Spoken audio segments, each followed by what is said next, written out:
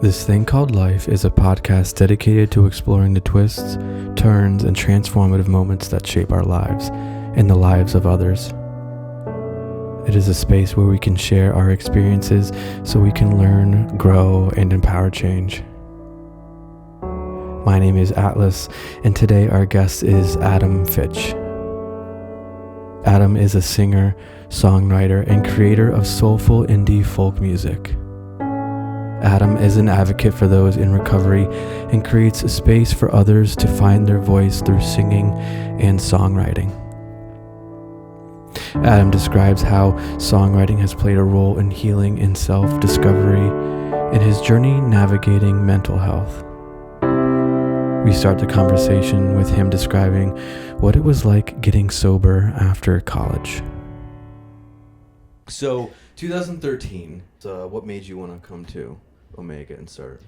Yeah, at the time I was in college, and I had at the time my therapist, he was in and out of Omega doing workshops and stuff, and so he was very familiar with it. He'd brought it up at different times, but he encouraged me, like in the summer of, I think, going into my junior year of college, that it seemed like a good time, you know, because I was looking for something. I was feeling kind of like starved for connection in a way that, like, a sort of connection that I'd never actually experienced myself or even knew how to put into words, but like I was just starving. Right. And so he brought up Omega as, you know, a means of meeting some people, being around a bit more of a holistic sort of environment, because I for a number of years I'd already done some meditation and yoga and stuff like that, probably for 2 or 3 years before then, and so he encouraged me to go, and I remember going, and in the first couple of weeks I was just like, I can't do this, like I just because it was just so overwhelming. Okay. It's the same thing like when I went away to college. I was like, I don't want to do this. Like, this is too much. Like, I'll go home and work and whatever. Just please, Mom and Dad, let me come home. And but I was able to kind of make my way through kind of like the anxieties of that, like the social anxiety of that. And then by the time I really landed, I was just like, this is just my place. How long did, like you mentioned, you know, sort of landing in Omega, how long did that take, or when do you feel like your moment of landing in Omega was? My moment, it's hard to say. You're exactly. Like, yeah, I'm here, and like this is a space for me, and I can come back here every summer. And okay, so when it like really landed, like, this is a place I'm going to keep coming back to. Probably halfway through that season, because when I recognized that there was a lot of other younger people that were seeking something outside of kind of the normal surface experience, that were seeking in some way a spiritual path, that, you know, recognized there was kind of something wrong with, I don't know if wrong is the word, but like there was just something that was not being discussed, that was like underneath the surface of everything, and that my feeling that like all of us were kind of flailing around and faking it, you know, just like I finally met people that were acknowledging that out loud. And at the time I was 20, and I just found like all of these young people, like artists, musicians, and seekers, people that wanted to touch something a little bit deeper, and it just it opened up my world, because all I kind of knew for a long time, and was, you know, getting high, you know, pretty frequently, and hanging around with other people that were getting high pretty frequently, and never feeling really met or seen as myself. And I think I felt just lost. It's like, but at that age, it's like you don't fully understand what that is. It's just like, I just don't know what to do. And so it's like in and out of depression, in and out of anxiety, and different sorts of episodes like that. Distracting myself with, you know, with drugs, with people, with anything that I can find, because there's that sinking feeling of kind of like loneliness in the world. It felt impossible to work with. yeah, and so Omega kind of gave me this first glimpse into like, okay, there's other people here, and they're all, you know, a lot of them are brave enough to like kind of sink into that together, and yeah, so it just really, more than anything, it gave me a sense of hope that there's more, and that created more kind of curiosity and less doom in me. I feel like you had an opportunity, like going from college to Omega, like you got to sort of see a reflection of yourself. You got to see people that were doing and saying the stuff that you wanted to kind of do and say, or there was a degree of honesty, people being honest, honest about themselves, and yeah, and I think there's a degree of like, some people like to talk about doing and saying the stuff that we're afraid of, but then there's the people that actually do the things that we're afraid of doing, and saying stuff that we're afraid of saying. And I feel like Omega, that community is willing to sort of, willing to be honest. Yeah. I was having a conversation with someone about like the experience of the open mics at Omega, where, and again, it's like I've been there a bunch of seasons, and there's always a different flavor depending on who's there for a particular season, but I can get a feel for the community that season so much by the willingness to be vulnerable in those open mic spaces. And so like I just, and within that too, it's like when somebody goes up and they share vulnerably, the next person feels a certain openness to like, oh, they did it, I can go up and do it. And then it's just like this experience, everybody down the line is like open, and you get to know them so quickly. And I think that is one of the beautiful things about the Omega community as well. It's like you get to drop in at so quickly, because everybody is like taking that little jump, and that little jump becomes a giant jump because so many people are willing to do it. And yeah, I mean, pretty much everyone, like my partner I met at Omega, all of my closest friends I met at Omega, so many of the connections that I've made, you know, through even just like in music, in the music world around here, people introduced me to this person and that person.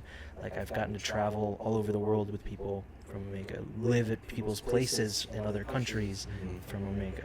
Like it's just, and the gratitude doesn't leave me. And as someone that's like, I'm an addict, I've gone through recovery, and the process of getting to gratitude for me was so fucking hard. It took me years to like even acknowledge, like, I'm just like, what is there to be grateful for? Like I was just living in this kind of like gunk of just like, everybody's talking about it. I go to these meetings, they're all talking about it. I'm like, get the fuck out of here. Like, I don't know what you're really talking about. Like, are you just trying to convince yourself? But there are certain things like Omega where every time I go back, it doesn't matter. Like, I know what it gave me. Like, I never want to break that kind of trust within the community. And yeah, so it means so much for me. I mean, I feel like it gave you a completely different life. Yeah. And, you know, I feel like you have so much gratitude, it's almost like impossible to like really convey how much gratitude you have for the people, and it's just because they've been a part of your transformation and growth. And to sort of, you know, go back to your turning point, I know, you know, you've been honest about being in recovery and drugs and alcohol, and it sounds like going to like meetings or like 12-step meetings, but where or when would you say your turning point is? Yeah, well, I mean, I can, just to kind of stick with that kind of same thing, I got sober about eight and a half years ago. And I mean, that I can point to as kind of the beginning of, let's just say, like the turning point of things, of acknowledging the full kind of nature of like my habits and the things that kind of keep me trapped in myself and isolated from the world, and then, you know, just continuing to push away. And so what happened there, like getting sober almost felt like a weird accident in a sense, because I was having kind of a breaking point in my life, and I thought it was just like a mental health thing. I thought it was a depression related thing. I went to my mom and told her, I think I need to be checked in somewhere. Like I can't really handle what I'm experiencing. And for whatever reason, it was just kind of this like God moment of sorts. And what came out of me was like all of these drug experience. Like I like told my mom everything of my life, and she was completely ignorant of what was going on. You know, maybe by choice in some way. I mean, I hid what I was doing, but you know, I think that some part of her didn't really want to know. A combination of, yeah. I mean, you know, addicts are pretty, well, we think we're good at. We think we're better than we are, but. And we think we're good at covering stuff up, but I'm sure she has some degree of. Yeah. I mean, look, I would have big parties at our house. I would have, you know, it's like, I don't think she knew to the extent of things that I was really doing. But anyway, so it all kind of came pouring out, and then so she reached out to my therapist, who also led me to Omega, and he said you should try AA and start there before you check yourself in somewhere, and start there, and I had like a whole thing of beer that I just like dumped out, and then had weed, and you know, at the time those were the two things that I had in that moment. And I flushed everything. I think so. Really, the first like big turning point that I felt was I started going to meetings, and then I think a couple days into that, I found some weed like in my closet. You know, like a bunch of stuff I totally forgot about, and I was like sitting in the bathroom, like, am I gonna smoke this right now, or am I gonna dump it out, or what am I gonna do? And I called someone, the one person that I ever talked to in AA at that time, after just a few days, and he encouraged me to dump it out, and I dumped it out, and I remember that being this kind of this turning point of like, I can make a choice here. And I never used anything since that day. A few things sort of come to my mind, because like I feel like the letting go process is gradual. It's not like you let everything go at once. And I know in my experience it was like, all right, maybe I shouldn't do this, and I'll stop. And then there's like a moment of like, maybe, you know, maybe I do try this. But it sounds like in that moment of like, you know, do I kind of go back to this? You're like, you know, I just can't. Like, I can't go back to sort of living a life with like using drugs and alcohol. Yeah. And I had all these little moments, you know, as you're saying, it's like, even though that seemed like a giant moment of letting go, there were so many little moments along the way, and like so many times that I was so close to being arrested, like things that boggle my mind. Like I remember getting pulled over, and this was like maybe a week or so before I got sober. Like I got pulled over, it was like midnight. I worked a job working in like group homes with like adults with developmental disabilities, and I'm driving home, and I, you know, start smoking. I get pulled over basically immediately, and I'm like sitting in my car is filled with smoke. I'm just like trying to, and I'm like, I'm fucked. I'm just fucked. And he comes in, and he's just like, he looks at me. He's just like, are you okay? And I was like, yeah. And he was like, okay. And then that was it. It's just like, have a good night, just be safe, like whatever. What do you think happened? Like, do you think he just like didn't care, or? I have no idea, but there have been other times where I'm driving, the whole car is filled with smoke, sirens. Like one time I was sitting at a stoplight, red light, cop car pulls up right behind me, puts the lights on. I'm sitting there waiting for the green light. I'm like, I'm totally fucked. And it goes green, and I turn, and he turns the other way. And their lights are on. And their so lights they are pull on. you over. I don't know if it's to pull me over. Either way, putting on the lights, we're sitting at a red light. And I'm like, in that moment, I'm just like panicking. And I've had all these little moments like where it's been so close. And I mean, I'm talking about weed. I've done a lot of different things at different times. I've put myself in really crappy situations. And I've never gotten... Well, I got caught in college a few times, and then I had to go to therapy, which I was already doing anyway. Like, it did nothing. I didn't really get hurt by it, but yeah, I feel really, really lucky, because my life could have been very different. Yeah. But yeah, it's just, I mean, in the letting go, I mean, it's a constant.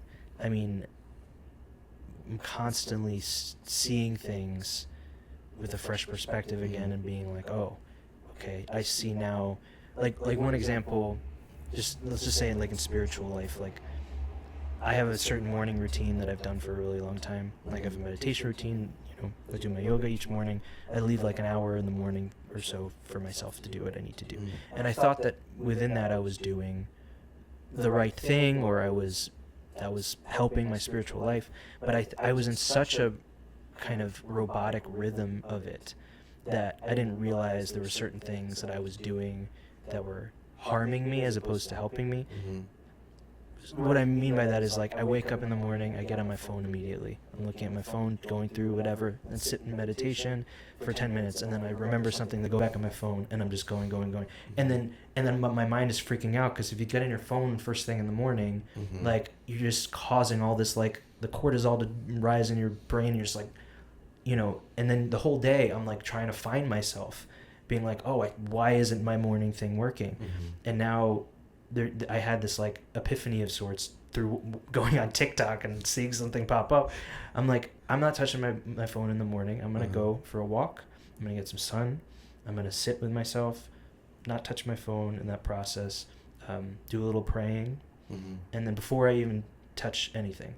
And that's kind of created this snowball effect in the last like month or so, where like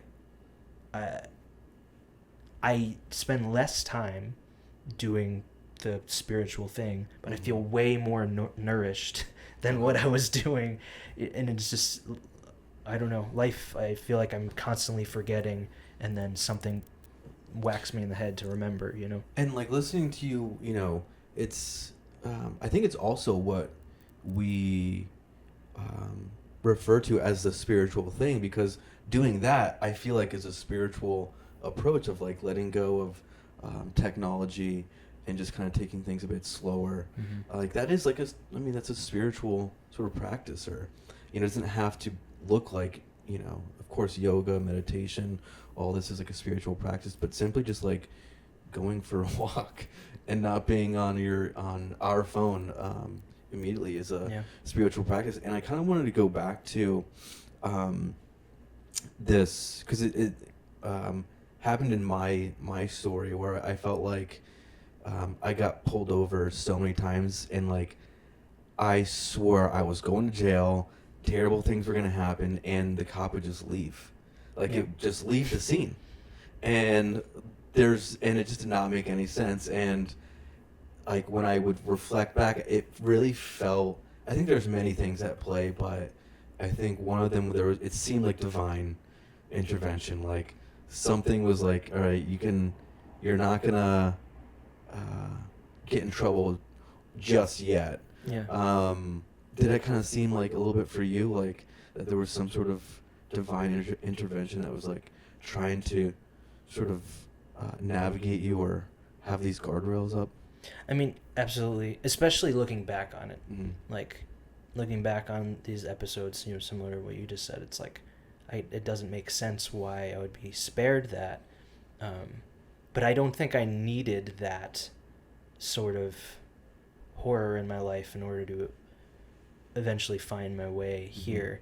And it's like, so did you go through the recovery process? Like, did you go to meetings? Like, what was your kind of basic? Mine, so I kind of needed to find, everyone has a quote unquote bottom, like my sort of like bottom moment. And mine was getting pulled over in the Florida Keys, and like going to like the drunk tank for like 24 hours. And that was in the process of me kind of like being in meetings, but like, I'm not sure about this. Like 1 foot in, 1 foot out. And then my turning point for sure was I basically finally get arrested. Because, the years passed, like it wouldn't happen. And like one day it happened. And I was like, okay, I'm done. But mine's similar to yours is like, first it was like this, my path is like these moments of acceptance. And mine was like similar to yours of I admitted that I had major depression, and like I would like fantasize about like committing suicide at night, and then I finally, and I, what's the odd part is like I thought it was kind of normal, like I was like, oh, everyone must sort of think like this at night, and it got to a point where I forget, someone had sent me something, and it was like a list of like symptoms of major depression, and I was like, holy shit, that's that's me. Everything on this list is me. And I like barely make it back to my apartment, just started burst out crying, and I think I told my mom, and I was like, this is sort of happening. Got into therapy, but I was still drinking and using drugs. But it was like a step of like, I need help. And it was first started for me, and it seems like for you as well, with mental health. And then, but I was still holding on to a lot of values, like self-serving, like ego values. And that was like guiding me off a spiritual path. And like the further and further I got, I feel like the worse things got. And then, I finally sort of spiraled out of control, and but then the moment, I knew I needed help with drugs and alcohol. But when I got arrested, that's when I was like, okay, I'm done. I'm letting go of all this, and I'm gonna all this stuff these people are saying in these meetings, I'll like finally start to do.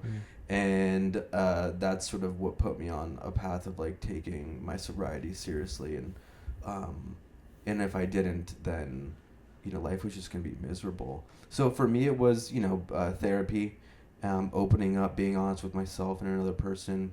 And then that got me into like 12-step programs, and it was more so AA.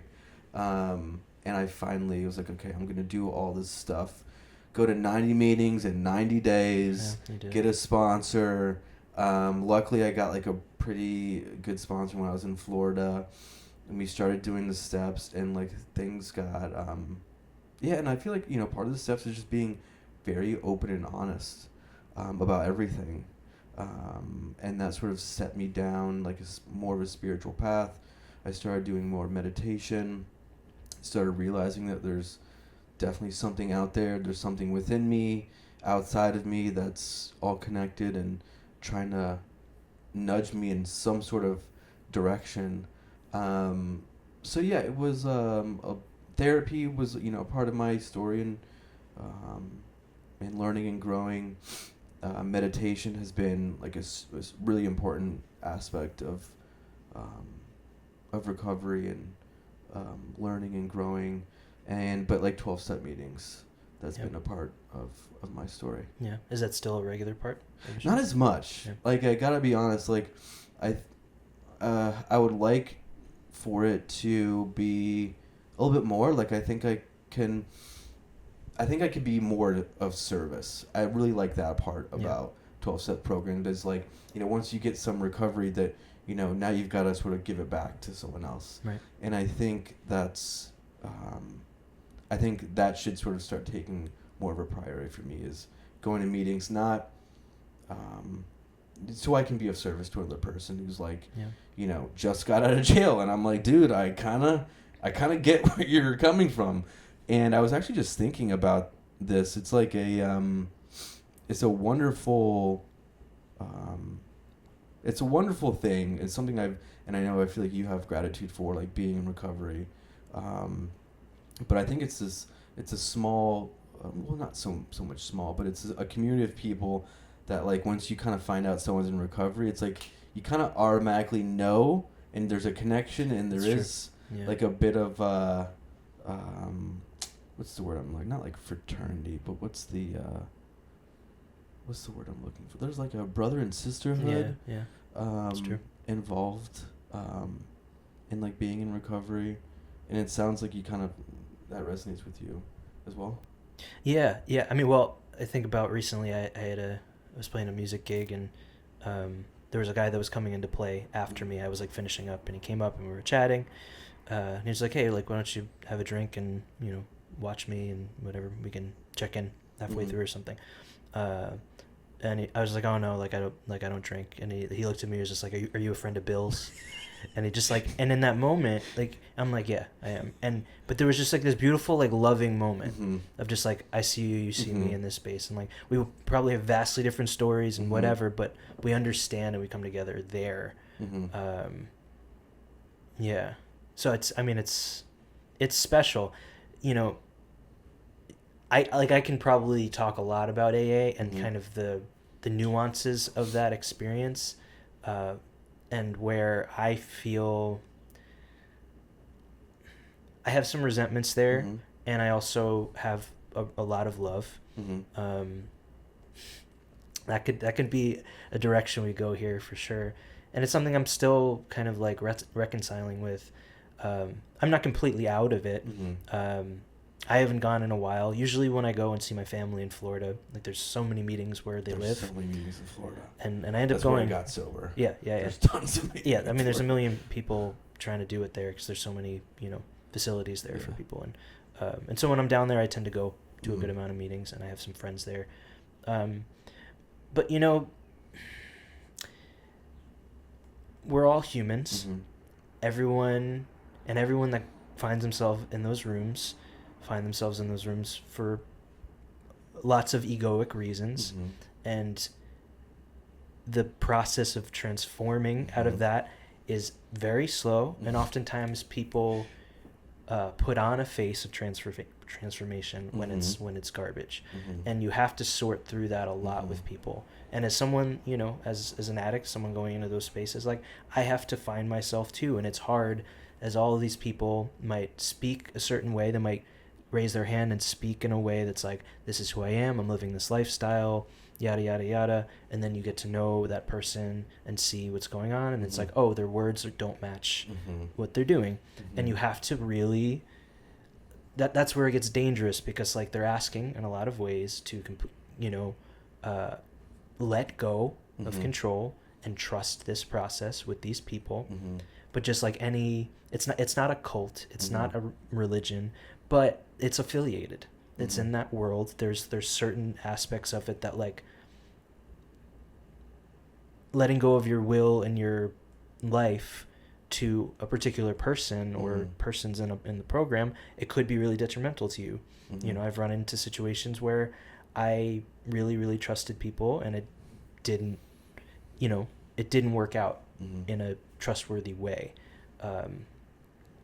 It's tough. It's like, to me, and that being said, it's nuanced. Like, if anybody needed to get sober, I would absolutely point them in the direction of AA. And there's a lot of love, and I love certain people that I've met along the way. I think that the program, doing the steps was hugely beneficial for me. But it can be sticky. It can be really sticky. There's sticky people. Treating the program as if it's perfect is a sticky thing to do. It was created by people. It's often Bibleized, where it's like, oh, and same thing with the Bible. Again, it's a whole other net of conversation, but it's like, if it's filtered through a person, there's going to be ego involved. It's not a perfect anything. And so it can get messy, and I don't know. I don't think I ever fully put all of my everything into, I trust this completely, but I absolutely put enough in order to get sober, in order to get to know myself better, in order to find people and learn from people that I really respected in the process. But even like my most important sponsor, the one that led me through for the first like 4 years of my sobriety, we've had a falling out. I lived with him for a period of time, and that was not good. And he was my father in a lot of ways. Like, where my father couldn't be my father, he showed up. And it's hard, because even to this day, I'm dealing with, it's hard for me, the idea of even reaching out to him again after how things unfolded. I love him to death, but I lost trust. And so, yeah, again, all this to say, it's sticky and imperfect. It's imperfect. Yeah. But sometimes, like, they like to create the image of I know. there's a perfection to Yeah. it. And it's so tough because, I mean, everything you're saying, I echo. Absolutely. Yeah. Like there's all meetings are different, Yeah. and I think that's wonderful. And it was like as I started to grow and change, like the meetings I would go to would also change a little bit. But it was towards as I started getting more and more into recovery and like changing, growing, it was more difficult to kind of find that meeting or group of people that I could like kind of connect with, and Yeah. it's because for whatever reason, you know, people are along their path. Their growth is at a different rate or speed, Mm-hmm. and some people are still holding on to some values. And you know, they're spiritual, but they're still through a lens that values ego, Yeah. and sort of do as I say and not as I do, Totally. kind of thing. And it can be incredibly frustrating because it's like on one hand, like these people, they know our story, or like there's a connection there. Yeah. But at the same time, it's like they don't view a lot of other stuff the same way. So it's been sort of, I guess, like a difficult relationship for me as well, of like a part of me sort of connects with them, but there's another part of me that does not. Yeah. But I do agree. I would like still navigate people towards 12-step. Yeah. 12-step recovery. So what would, I mean, it seems like 12-step recovery has been helpful for you. What are some, and I know like you meditate, what are some other things that you feel like has helped you along your journey in recovery? Yeah, I mean, the meditation aspect. The one thing, there's a few things I can get into here, and maybe I'll touch into a few things, but the one thing that AA has right, for sure, two things, I guess. One is the value of community, the importance of community, and one's coming to my mind. Yeah, well, one there, and of like community, and another part that I'm like that is a big part is like being of service to someone else who's going through. There it is. That's exactly what I was going to say. Going through like addiction or recovery, that's I think a big part. Yeah, like we need to get out of ourselves. Absolutely, and absolutely. Because I mean, yeah, drugs and alcohol and abusing of them is a very self-centered thing, and it's not that we're terrible people and we're all sociopaths, and that's it's like, you know, we feel lost somewhere along the way. We're trying to make ourselves feel better. We seek things that distract us from the pain that we feel, you know, and so yeah, we get very selfish. Everything surrounds around what we do, and so yeah, I mean, having community and serving that community, you know, has a huge boost, for everything, everyone involved, and then obviously the higher power aspect of things too. You know, I have no problem with the word God. It's not a matter of religion to me. You know, it's not about Jewish, Christian, whatever God. It's something that when I sit and just call it in, I feel it. It doesn't have to have a name. It doesn't have to have a face. It doesn't matter.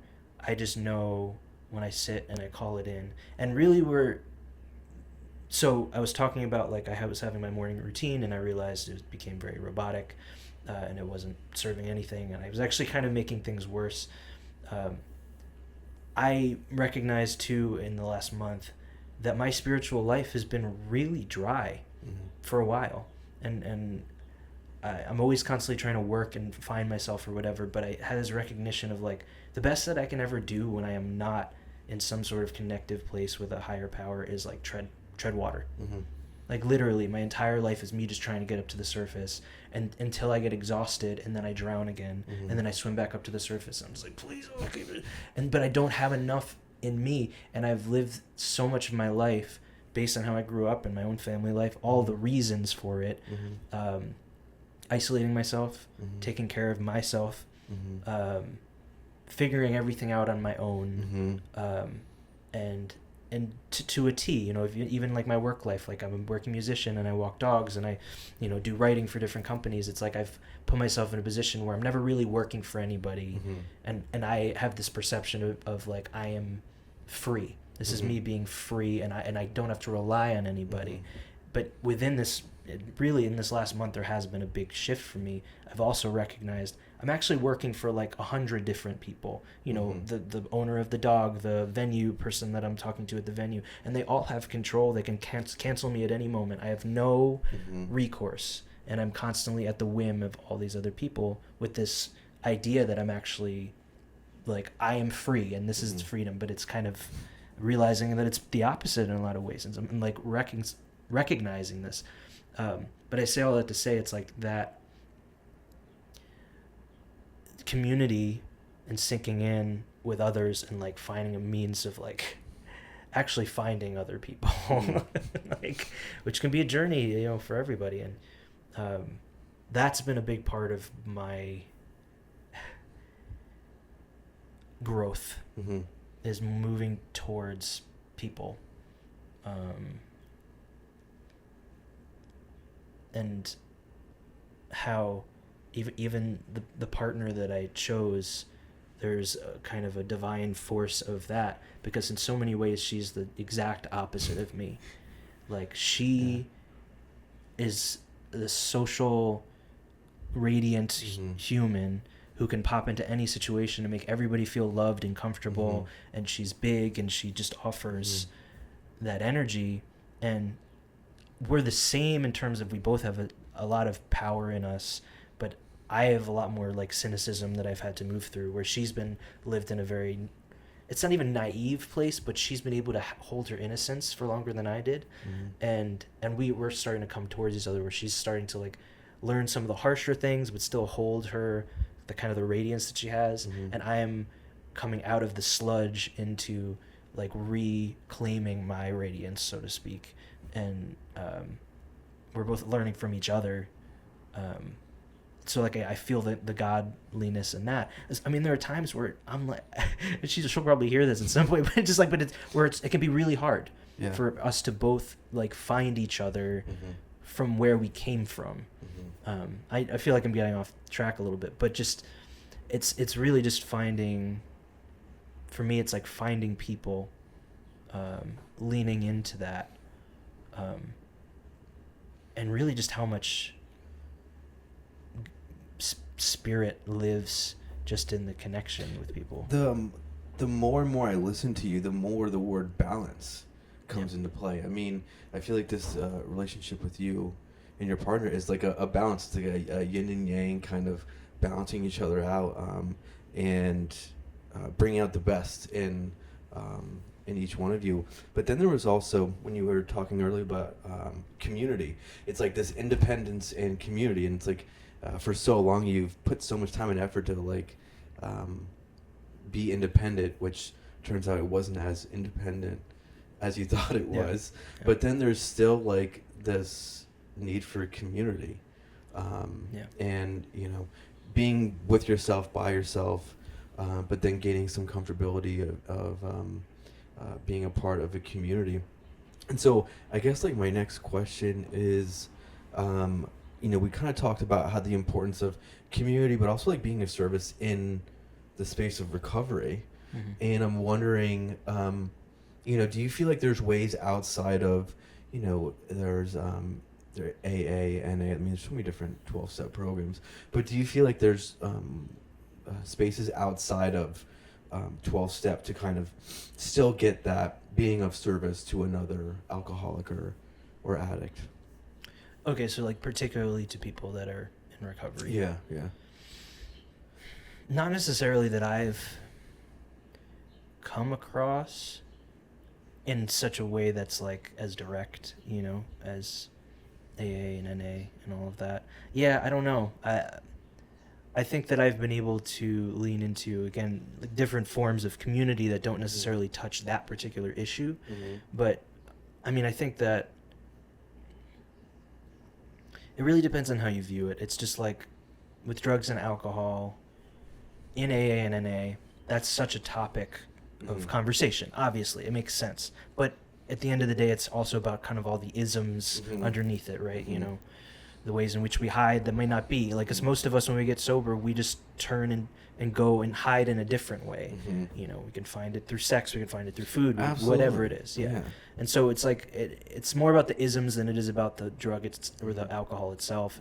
And most of us are suffering in those ways. And I think more and more over time, you know, just in the way that we live in the world, just again with technology and things that we become obsessive with and stuck on because we're not happy, because life doesn't really make sense in the world that we've created now, in the consuming world. You know, again, that's a whole other gigantic umbrella of topic, but we all, I can't say all, but I see it all the time in people, and you can just observe it. You don't even have to talk about it. You can just see it in people and how it wrecks us. We don't know, and we don't even understand it half the time. Like why am I so anxious? Like the amount of anxiety in the world, especially in the U.S. Like, my God. Anyway, I mean, I'm straying off on the question. I think that there are so many ways to do it, and sometimes it can be through religion, or it can be, you know, it might not talk about it directly in terms of like your drug and alcohol problem. But I never, even to this day, I went to meetings pretty much like every day for 4.5, 5 years, whatever it was. And I never was like, the drugs and alcohol are like really the problem to me. Like, you know, and maybe I would be chastised for that if I ever said that. But I don't even think about using anymore. That's not the problem anymore. But I do think about things when I get, you know, super anxious about something, or I get worried about money, or I get worried about my relationship. Like, I want to figure out some way to distract myself. I just don't go to the drug in my mind anymore. It's like shifted. Yeah. So it goes something else. Yeah. And it can be different every time. And sometimes it's just like, fuck it, I just want to watch TV. But a lot of times it's like, I'm just going to get busy. Let me get busy and feel purposeful by getting something done until I burn myself out. And I find I get addicted to getting burnt out. Because then it kind of gives me a little bit of like freedom. Once I get burnt out, then I give myself permission to rest. It's a way of coping, or like distracting yourself from yourself. And you get so tired, you're like, well, now I can, you know, watch a TV show for as long as. But like the other thing, you know, listening to you, are you familiar with Gabor Mate and his?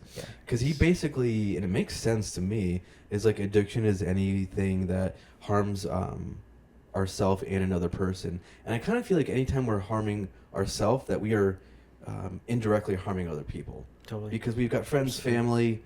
So it's, at least for me, it's anytime we're harming ourselves, but we continue to do that behavior over and over, even though we kind of know it's harming ourselves as an addiction. And like you said, there's like, sex, drugs, alcohol. It's,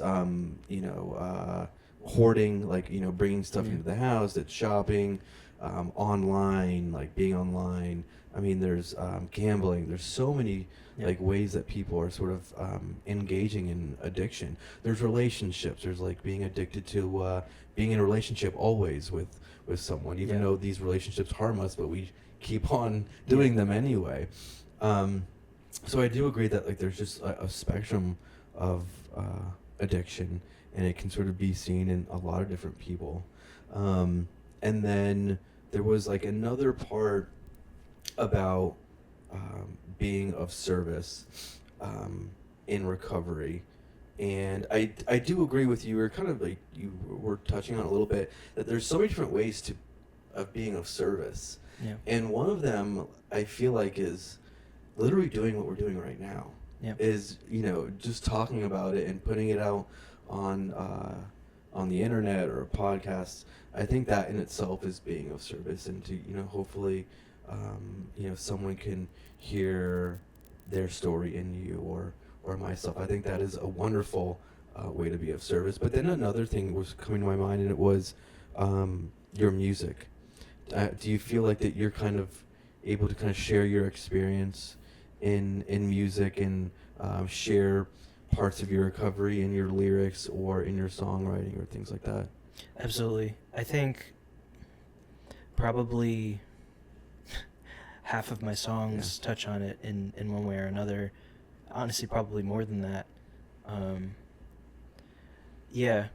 I mean, this is a good topic. This is something that's been coming up a lot for me in conversations with friends and in therapy, just around music, because my relationship with it, it's very complex. And anybody that's like an artist and is kind of like committed themselves in a certain way of life with it, they hit certain snags at certain points and certain blocks and certain difficulties. I'm trying to come back into a place of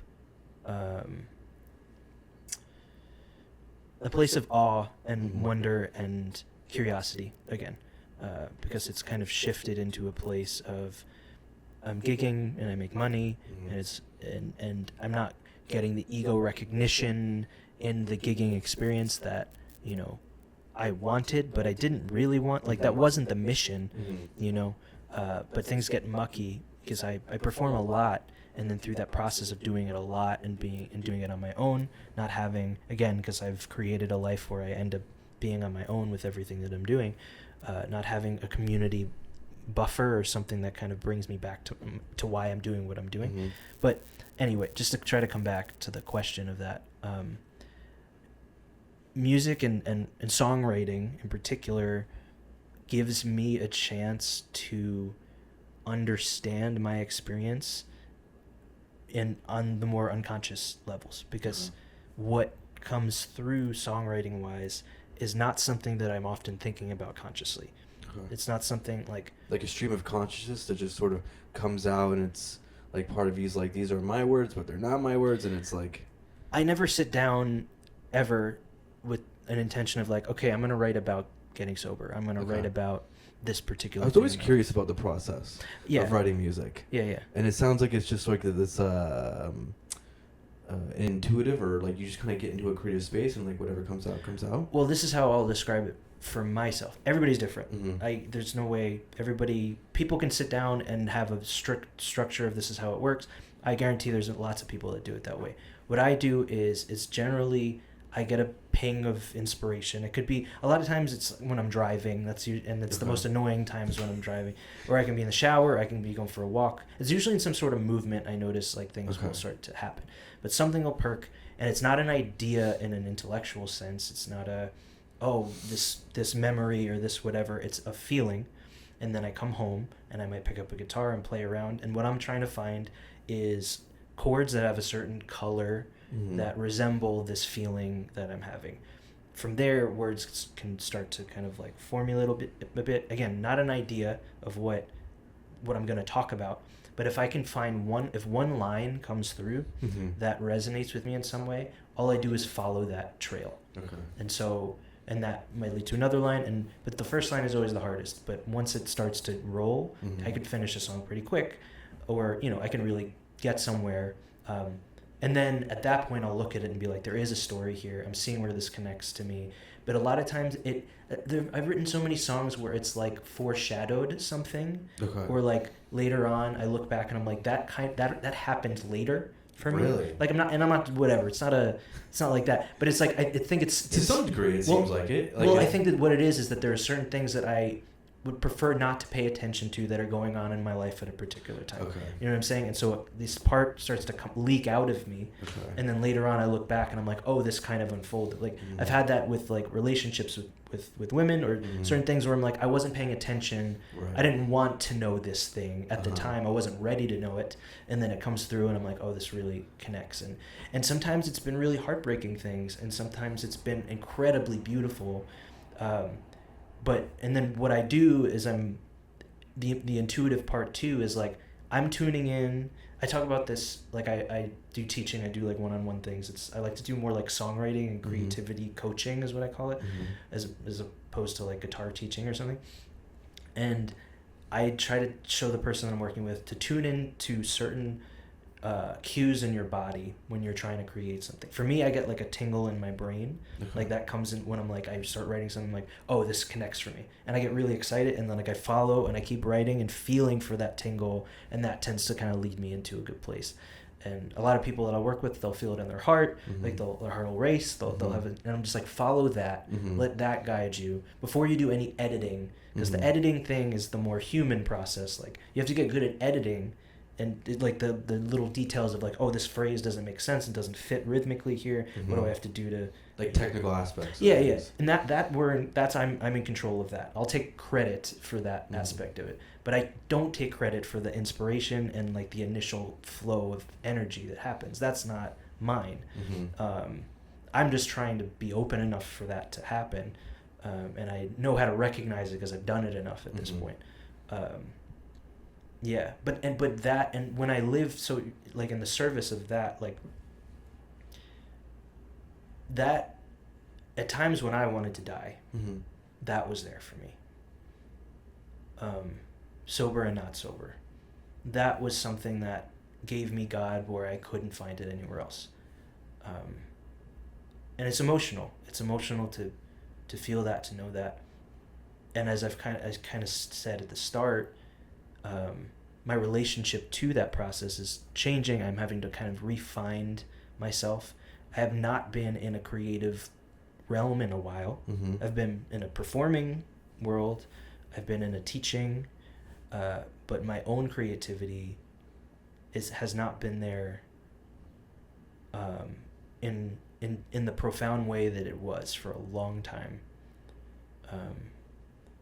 And I'm just trying to open myself again to it changing shape, and serving a purpose again. I talked to my therapist yesterday about this, and the image that came to my mind was the idea of like a tube of toothpaste, and like I'm at the I'm stubborn personally about these things. Like I'm at the end of this tube of toothpaste. There's barely anything left in there, but I'm gonna keep squeezing and pushing to get like every roll it last up drop. until Every last drop until every last drop comes out. And that's where I'm at in the kind of the creative process. And I'm really good at the editing process. So if I can just get a little bit out, I can craft it and make it work and then make it into something that means something. But there's so little left in there, and I need to open up a new tube of toothpaste. Right. Like it's like, okay, it's time, but I'm scared because that's a new unknown space. And what does that look like? And does that mean I change the way that I process my creative stuff? Like, you know, I might be time to find a new way to open to that place. And so it's interesting because I'm kind of on the precipice of something. It feels good, but it's like, you know, beginner's mind again. Like I'm in this beginner's mind kind of. This has been a huge part of who I am, and it has to completely reinvent itself because I don't really know who I am at the moment. So, yeah. A few things come to my mind, and like the first thing, I feel like when you're composing music or writing songs, to some degree, it's a song for you, but it's also like for God or the universe, or there is some sort of connection of like you're writing music to spirit or like a spiritual realm, and it's what makes it so personal. It's like this song to a connection that you have, and then another thing came to my mind of you know, it'd be fun to do is so one of the things I've always wanted to do is write songs, and I've just, for whatever reason, like I tried it a little bit, but I've always wanted to write my own like singer-songwriter kind of stuff. And I do hypnotherapy, and it would be fun to like swap, like you help me with writing some sort of music. I see. And something that I do is opening ourselves up to creativity, or like identifying the things that's blocking us, and acknowledging that part of ourselves and letting go. I think it'd be fun to do some sort of exchange of, you know, I can be of service to you, and like, you know, maybe you can be of service to me and help me with writing a song. Interesting. Yeah, I'm totally open to it, and I think that there's probably going to be more crossover than you might imagine in this moment, in terms of the things that you're talking about, or things that I also would do with you. Hypnotherapy or kind of guided meditation stuff, and little like tips of where to tune in with yourself. I mean, I'm willing to bet there is a lot of connection there. It's like it's moving through blocks because there's so many people that believe that they're not capable, especially adults. Like I love working with adults more than with younger people, because younger people can break through some of that, like the armor, more quickly. But people, as they get older, they have all these voices that they don't even realize are there, of their parents, of people they know, or comparing themselves to people that are really good at certain things. Or supposed to sound a certain way. Yeah, and it's got to be a certain way, and it's like, oh, what's the point unless it's like really good? And it's like, oh, I'm not really good, and like there's no space for like, I suck, but this is fun, you know. Oh, I'm learning. I'm like, this is different than the last thing I did. Oh, I'm actually really surprised. Whatever this was, I didn't know it existed in me. I mean, that's half of the fun of like when I create a song. I'm like, I don't know what the fuck did I just do here. Like, I don't understand where this came from. This is not even about me. The amount of songs I've written that were not me, like that I might have written it from an I perspective, but it was not my experience. But that it's something that could hit someone in a universal way, and I'm just like, what do I care? It doesn't have to be. It's not really me or about me. Right. But yeah, it's just like all of the things that we believe are true as we get older are just total nonsense. Like when it comes to like letting go of some of those layers to create something.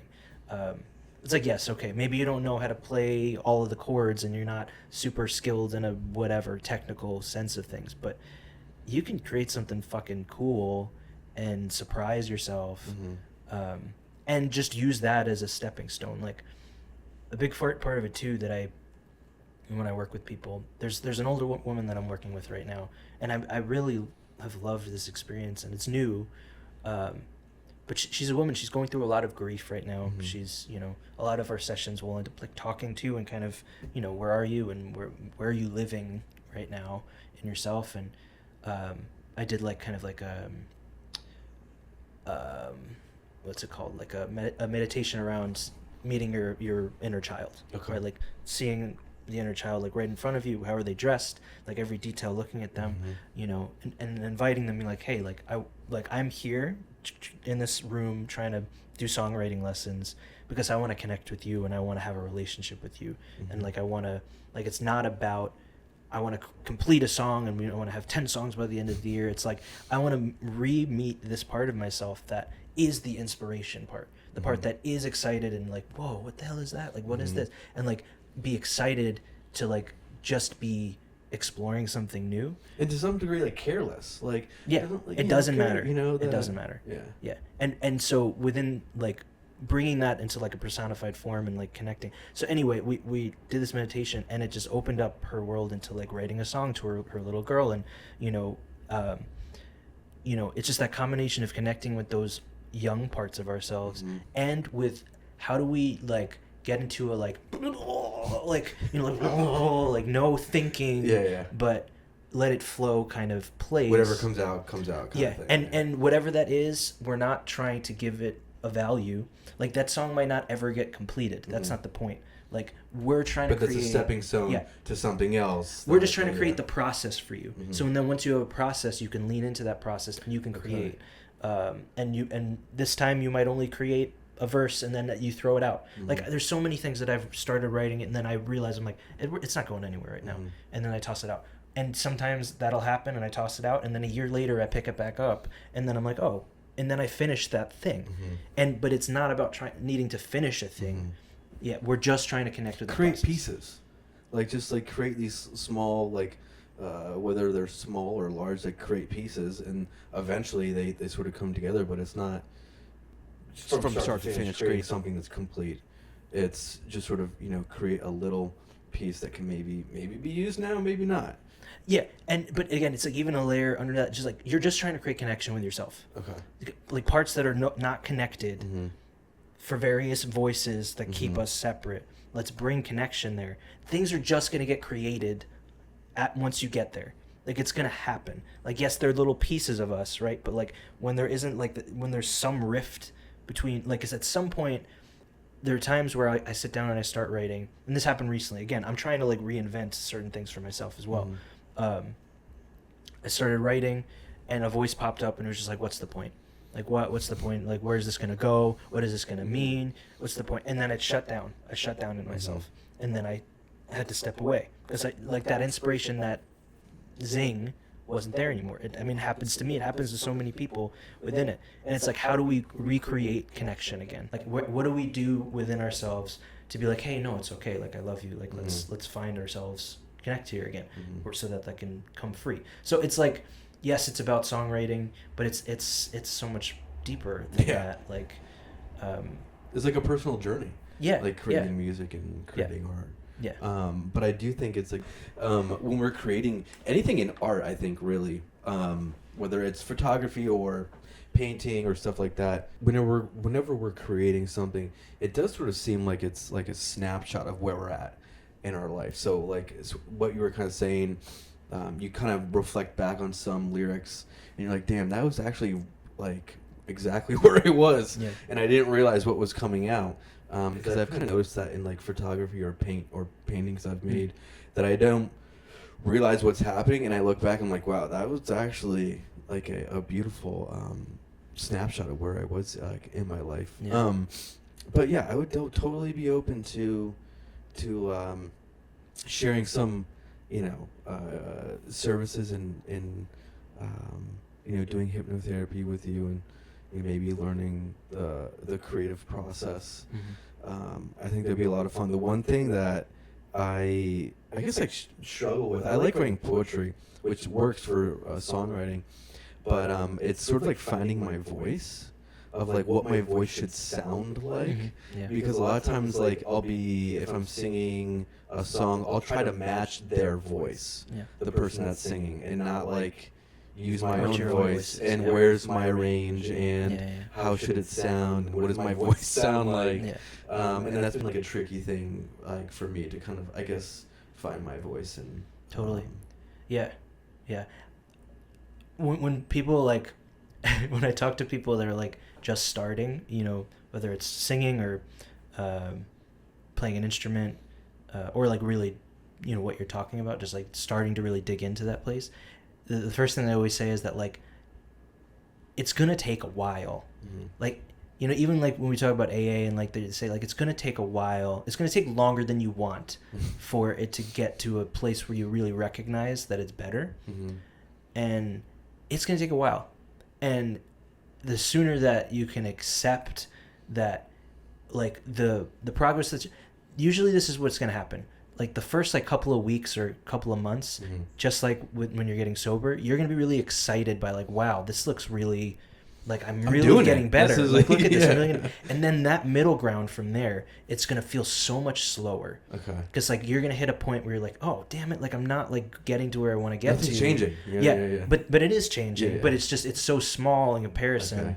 Okay. And then there's like these long stretches where it's like fuck. And if you, again, same with sobriety, if you stick with it, you're going to be able to get to like new places over time. But yeah,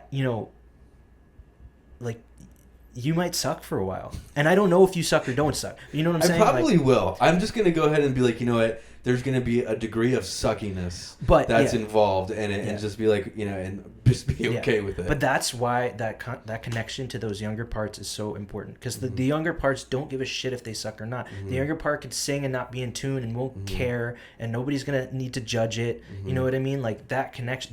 So the point for me, again, it comes back to like, we're trying to create a process so that you can get over these humps, so then you can have your own, so that you will have your own voice eventually, as opposed to giving up, really quickly because, I created something, but now it's not coming, and it's like, oh, fuck it, and I'm going to toss it. Now I'm not going to do this anymore. Like, you have to retrain your brain to, like, the possibility of what you can be. And it's not a small feat. Like, you have to like jump into the unknown. It's training, you know. It's a process. The last thing I'll ask, I was gonna say, if anyone's listening that's curious about making music, I mean, it seems like one of them is patience. But do you have any advice for someone who's sort of curious about creating music? And then second part is, do you have any ways that people could connect with you, whether it's like a website or Instagram, or if someone was curious about, getting coaching from you, where can they look? I'll answer that one first. You can find me Adam Fitch Music, so Adam Fitch Music. Okay. Instagram, Facebook, all the places. I mean, Instagram I'll definitely is a place that I'll generally point people to, and you can just reach out to me directly there, and we can set up a call, and kind of go from there. And so your other question, so like what does it take? Is it or like advice, and it seems like patience is one of them, but I would imagine there's other advice that you. It's patience. Get obsessed with something. Okay. Find something. If it's like, if you can't stop thinking about playing violin, go in that route. If you can't stop thinking about singing, if you can't, whatever, like if there's some particular thing, even if you're like, oh, I can't do that, I don't know, like that's trying to point you into your obsessive place. Like obsession can be really good, and obviously you have to watch yourself, again, like it can be a drug as well. But, lean into whatever you're obsessed with. Like if you're going and getting, if you love guitar and you're getting guitar lessons and someone's trying to sway you to learn music theory and learn this thing and it doesn't connect for you, fuck them. Like find what is it that you're interested with, because at the end of the day you can go on the internet now too, and you can use YouTube and you can explore things in your own. There's tabs and stuff like that. There's a million things you can do, but lean into what you want and what you love, and don't worry about how other people are telling you need to go. So find something you're obsessed with and keep doing it. Like, and then there's the patience element of that, because again, you're not going to be great right away, but keep doing it, and don't forget that there's an opportunity to love yourself here. There's space for you to meet parts of yourself that you never thought you would. There's an opportunity to connect. Yeah, and there's a space to soften with yourself, because life is hard, and we get hard on ourselves every step of the way, and we internalize the hardness of life as if we don't deserve soft, good things. And creativity can give us a place where we don't have to live by those rules. It sounds like be relentless, be patient, but also be gentle, because there's an opportunity to connect with parts of you that you've never seen or heard before. Just lean into your obsession, and lean into what is your internal voices, like what are they craving here? Like what do they really want? And move into it. Just give it a shot. Like just go for it. Love it. Yeah. Adam, thanks for being here. Thanks for being on. Thanks for being at my house. I appreciate you. This is fantastic. We'll have to connect again to. Maybe we'll do another episode, a follow-up of where we're at, and you can that would be awesome. You can share your experience of hypnotherapy, and I'll share a little bit about working with you and what that was like, and we'll go from there. But thank you for sharing your story and being of service, and thank you for being with us on this thing called life. Thanks, man. Appreciate you.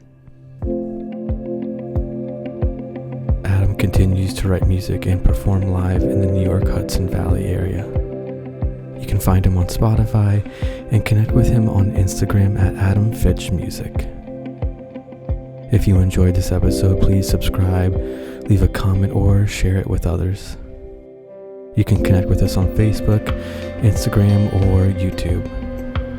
If you would like to support This Thing Called Life, head on over to our donations page at thisthingcalledlife.center. Until next time, thank you for listening and being with us on This Thing Called Life.